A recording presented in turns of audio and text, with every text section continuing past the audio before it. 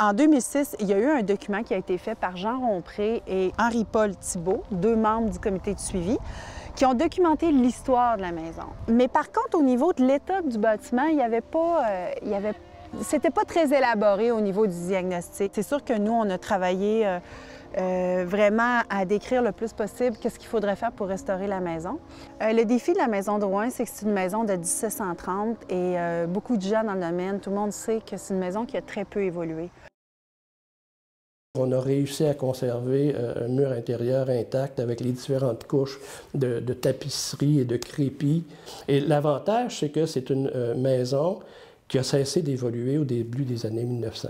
Les Drouin qui restaient là, qui sont partis aux alentours de 1984, le dernier, ont vécu, même au 20e siècle, avec pas d'eau dans la maison, pas beaucoup d'électricité. Alors, on savait qu'on avait une maison dont l'authenticité architecturale était vraiment là, exemplaire, unique. On a voulu conserver la maison le plus intacte possible, comme elle était en 84, quand Cyril est parti.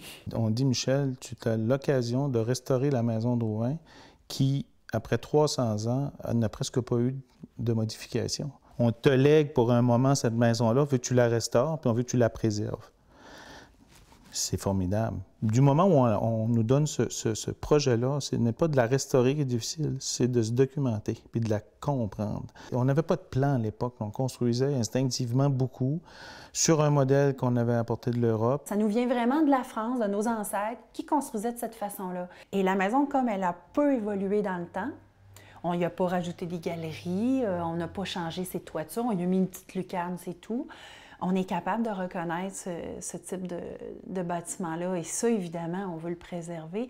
Et c'est pour ça que chaque petit détail est important. Il y a des petits bardeaux découpés en berceaux qui assurent le lien entre le mur pignon et la frise de l'avant-toit. Donc, ce petit détail-là, on a pris les bardeaux, on les a amenés au bureau, on les a vraiment reproduits fidèlement. Et là, l'artisan sait qu'il y a des petits bardeaux à découper en berceaux tout le tour. Donc ça, ces détails-là, on les amène, on les comprend, puis on les documente. Quand on lit toute la littérature qui a été faite sur la construction domestique du Québec dans le régime français, toutes les techniques qui sont illustrées dans les livres, mais on les retrouve toutes dans la maison de Rouyn. Et on les a presque dans leur intégrité. C'est ça qui est intéressant.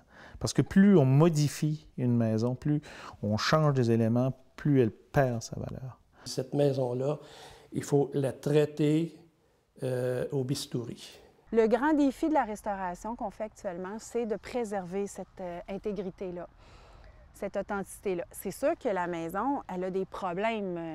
Tu sais, des fois, quand le bois est pourri, quand la sablière est déversée, quand la structure est affaiblie, il faut intervenir. Quand la maçonnerie se défait, là, à ce qu'on appelle un ventre de bœuf, il faut intervenir.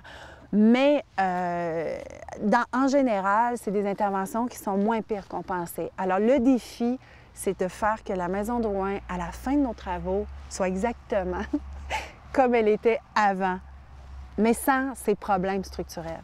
C'est une architecture d'humilité, hein?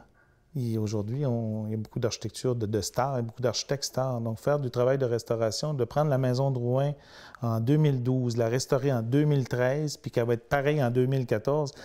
Donc, il y a une question d'humilité. Mais moi, ce qui m'anime là-dedans, là, c'est le travail avec l'artisan. C'est le travail de connaître comment l'édifice, le premier corps de bâti, très petite maison qu'on a agrandie vers l'ouest, qu'on a aménagé des chambres, la chambre cabane à l'étage. Donc, tous des éléments qui ont venu morceler la maison et qui se présentent là. Donc, le travail de restauration, on aurait pu dire, OK, on sait tout ça maintenant.